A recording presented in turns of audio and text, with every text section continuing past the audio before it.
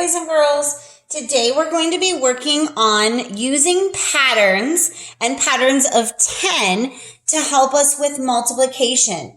So you need to grab your volume 2 math book. Make sure it's volume 2.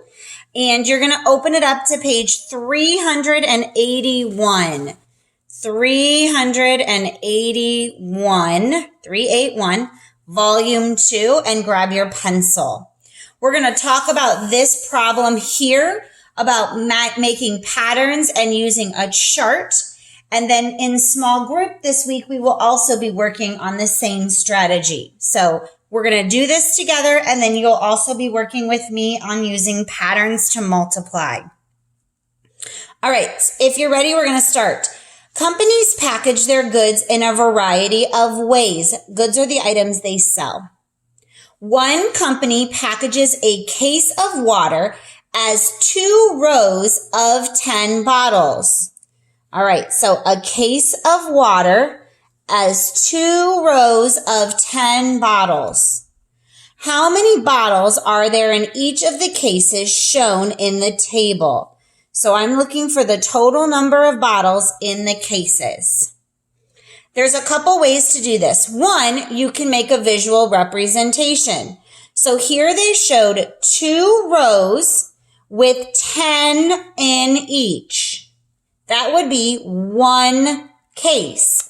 So 2 rows with 10 gives me 1 case. So how many bottles would be in this 1 case? What would be 2 times 10? So counting 10 2 times. 10, 20. So there would be 20 bottles in 1 case. We can also put this on a number line. 1 case would be 20 bottles. Okay, so now what if we had 2 cases? So we would have 2 rows of 10 and another case that has 2 rows of 10, which we already determined was 20. And if this is 20, how many would we have in 2 cases?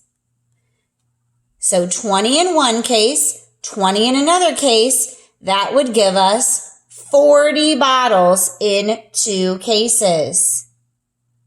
Let's add another case. Here's another 2 rows of 10. 2 times 10. You guys told me that was 20 when we did it. So I have now 3 cases, 20, 20, and 20. You should have 60. Do you see a pattern? I'm counting in groups of 20, 20, 40, 60. I'm thinking that this answer would be 80. Let's check. Let's make another case. 2 rows of 10 is 20. So we would have 20, 40, 60, and 80.